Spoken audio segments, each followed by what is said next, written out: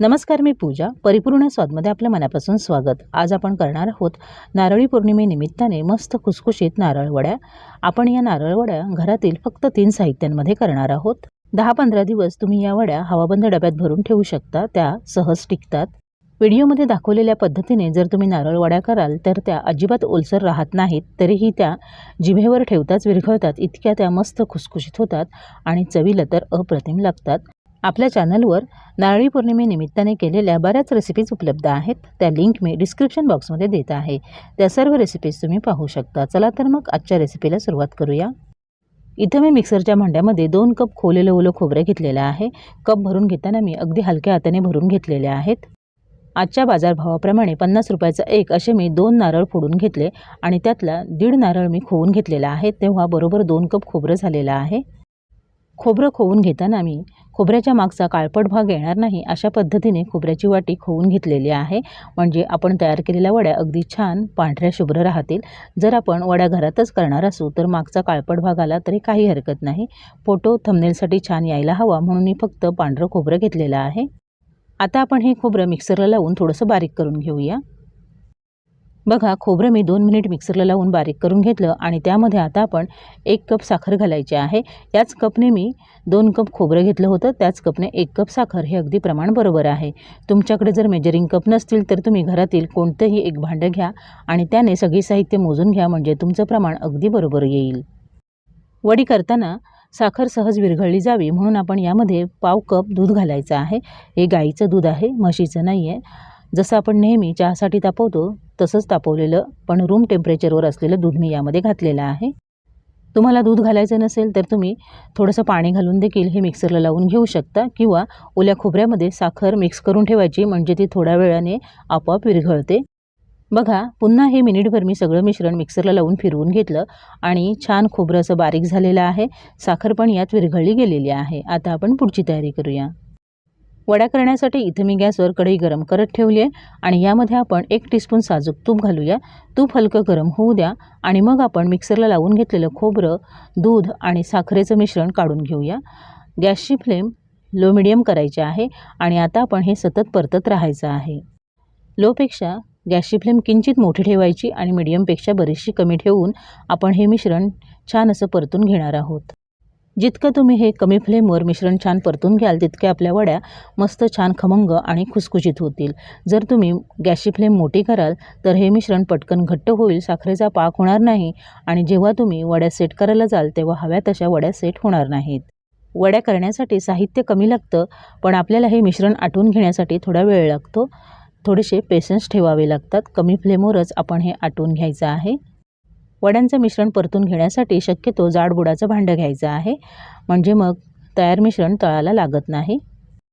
साधारण 7 ते 8 मिनिटं झाल्यानंतर बघा, हे मिश्रण हळूहळू घट्ट व्हायला सुरुवात झालेली आहे. जे मिश्रण कढईच्या कडेला लागेल ते आपण लगेचच काढून या मिश्रणामध्ये मिक्स करून घ्यायचं आहे. बघा, बरोबर 15 मिनिटं झालेली आहेत आणि मिश्रण बऱ्यापैकी घट्ट झालेलं आहे पण ते अजून आपल्याला हवं तितकं घट्ट झालेलं नाही आहे. अजून आपण 4 ते 5 मिनिटं लो फ्लेमवर हे मिश्रण परतून घेऊया. जसं मिश्रण घट्ट व्हायला सुरुवात होते तसं गॅसची फ्लेम अगदी लो करायची आहे. अजून 4-5 मिनिटांनंतर बघा, आता हे मिश्रण व्यवस्थित घट्ट झालेलं आहे. त्याचा गोळा होऊ लागलेला आहे. आता यातलं थोडंसं मिश्रण आपण एका प्लेटमध्ये काढून घेऊया. एक 5-10 सेकंद गार होऊ द्या. मग आपण त्याचा गोळा होतोय का चेक करूया. आता आपण एक चमचा घ्यायचा आणि या मिश्रणामध्ये असा रोवायचा. बघा, तो अगदी सहज उभा राहतोय, अजिबात खाली पडत नाही आहे. याचा अर्थ आपलं मिश्रण वडी सेट होण्यासाठी व्यवस्थित तयार झालेलं आहे. जर चमचा उभा राहत नसेल तर अजून 3-4 मिनिटं हे मिश्रण परतून घ्यायचं आहे. बघा, आता आपण जो प्लेटमध्ये गोळा ठेवला होता तो व्यवस्थित त्याचा गोळा झालेला आहे. अजिबात प्लेटला मिश्रण चिकटत नाही आहे किंवा बघा, माझ्या हाताला देखील हे मिश्रण चिकटलेलं नाही आहे. याचा अर्थ आपल्या वड्या व्यवस्थित सेट होतील. जर तयार मिश्रण हाताला चिकटत असेल किंवा प्लेटला चिकटत असेल तर अजून 3-4 मिनिटं हे मिश्रण लो फ्लेमवर परतून घ्यायचं आहे म्हणजे वड्या अगदी छान होतील. वडी थापून घेण्यासाठी इथं मी चौकोनी केक टीन घेतलेला आहे। तुमच्याकडे जर असं चौकोनी भांडं नसेल तर तुम्ही घरातील कोणतंही एक ताट घ्या आणि त्यामध्ये वड्या थापून घेतल्या तरीही चालेल, पण त्याआधी केक टीनला किंवा ताटाला साजूक तूप लावून घ्यायचं आहे। मी कडेने आणि तळाशी साजूक तूप लावून घेतलेलं आहे, म्हणजे वड्या जेव्हा आपण काढू तेव्हा त्या तळाला लागणार नाहीत आणि सहज निघून येतील। आता चमच्याच्या साहाय्याने हे मिश्रण आपण पटकन थापून घ्यायचं आहे, ते लगेचच घट्ट व्हायला सुरुवात होते। सिलिकॉनच्या चमच्याला जास्ती हे मिश्रण चिकटत नाही। तुमच्याकडे जर असा चमचा नसेल तर सपाट तळ्याची वाटी घ्यायची, तिला साजूक तूप लावायचं आणि त्याने हे मिश्रण थापून घ्यायचं। बघा, आता हे मिश्रण मी अगदी व्यवस्थित प्लेन असं थापून घेतलेलं आहे। तुम्हाला हवं तर तुम्ही सजावटीसाठी वरून काजू, बदाम, पिस्त्याचे काप लावू शकता। मी असेच प्लेन ठेवणार आहे। आता हे मिश्रण अगदी 5 मिनिटं गार होऊ द्या। थोडंसं कोमट झाल्यावर आपण वड्या कट करायच्या आहेत। 5 मिनिटं मिश्रण गार करून घेतलं आणि सुरीला मी साजूक तूप लावून घेतलेलं आहे। आता आपण या वड्या कट करून घेऊया। बघा, थोडंसं मिश्रण गार झाल्यावर सहज वड्या कट करता येतात।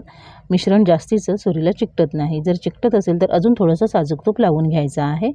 पूर्ण मिश्रण गार झाल्यावर आपल्याला हव्या तशा वड्या कट करता येत नाहीत। बघा, मी अशा पद्धतीने वड्या कट करून घेतलेल्या आहेत। आता हे मिश्रण पूर्णपणे गार होऊ द्यायचं आहे आणि मगच आपण या वड्या काढणार आहोत। अर्ध्या पाऊण तासामध्ये वड्या अगदी व्यवस्थित सेट होतात आणि त्यानंतर आपण वड्या काढून घेऊया। जर तुमचं मिश्रण थोडंसं जास्ती ओलसर राहिलं तर वड्या सेट व्हायला थोडा वेळ लागतो। साधारण पाऊण तास झाला आणि बघा, आपल्या वड्या व्यवस्थित सेट झालेल्या आहेत। पुन्हा एक वेळ सुरीने आपण या वड्या मोकळ्या करून घ्यायच्या आहेत, म्हणजे त्या सहज निघून येतील। अर्ध्या पाऊण तासामध्ये जर तुमच्या वड्या अशा सेट झाल्या नाहीत तर अजून थोडा वेळ हे मिश्रण तसंच ठेवायचं आहे। एकतर तुम्ही फ्रीजमध्ये ठेवू शकता सेट होण्यासाठी। मी काय हे मिश्रण फ्रीजमध्ये ठेवलेलं नाही आहे, रूम टेम्परेचरमध्येच गार करून घेतलेलं आहे। पण फ्रीजमध्ये मिश्रण ठेवून वड्या सेट केल्या तर थोड्या वेळाने नंतर मग त्यांना पाणी सुटतं। बऱ्याच वेळानंतर देखील जर तुमच्या वड्या अशा सेट झाल्या नाहीत तर मिश्रण पुन्हा कढईमध्ये घ्यायचं, एक 4-5 मिनिटं अजून परतून घ्यायचं आणि मग वड्या अगदी आपल्याला हव्या तशा व्यवस्थित सेट होतील। हे मी माझ्या बऱ्याच वर्षांच्या अनुभवानुसार तुमच्या बरोबर शेअर करत आहे। वड्या कट करतानाच तुमच्या लक्षात येईल की आपल्या वड्या किती छान झालेल्या आहेत। त्या सहज मोकळ्या होत आहेत, अजिबातच जास्तीची मेहनत न घेता। आता आपण एक एक करून या वड्या काढून घेऊया। बघा, किती सहज निघतायत, अगदी छान सेट झालेल्या आहेत। विकतच्या बर्फीपेक्षाही अगदी भारी झालेल्या आहेत। तळाकडून पण बघा, मस्त एकसारख्या अशा आपल्या वड्या झालेल्या आहेत। आता आपण पातळ धारेचा चमचा घ्यायचा आणि त्याने सगळ्या वड्या काढून घ्यायच्या। बघा, किती मस्त मोकळ्या सुटसुटीत आणि छान अशा आपल्या वड्या तयार आहेत। मी तुम्हाला एक वडी तोडून पण दाखवते। वडीचं टेक्स्चर बघा, जशी विकतची माव्याची बर्फी मिळते आणि तिला दाणेदार टेक्स्चर असतं तसंच आपल्या या वडीला टेक्स्चर आलेलं आहे। वडी वरून अगदी छान कोरडी आहे, तरीही ती अजिबातच कडक झालेली नाही आहे किंवा ओलसर पण नाही आहे। जिभेवर ठेवताच विरघळेल इतकी आपली वडी छान झालेली आहे। तयार वड्या तुम्ही 8 दिवसांसाठी हवाबंद डब्यात फ्रीजबाहेर ठेवू शकता आणि फ्रीजमध्ये 15 ते 20 दिवस या वड्या अगदी सहज टिकतील। अशाच पद्धतीने येणाऱ्या नारळी पौर्णिमेला या नारळाच्या वड्या तुम्ही घरी नक्की करून बघा। रेसिपी आवडली तर तुमच्या प्रतिक्रिया मला कमेंट बॉक्समध्ये अवश्य कळवा।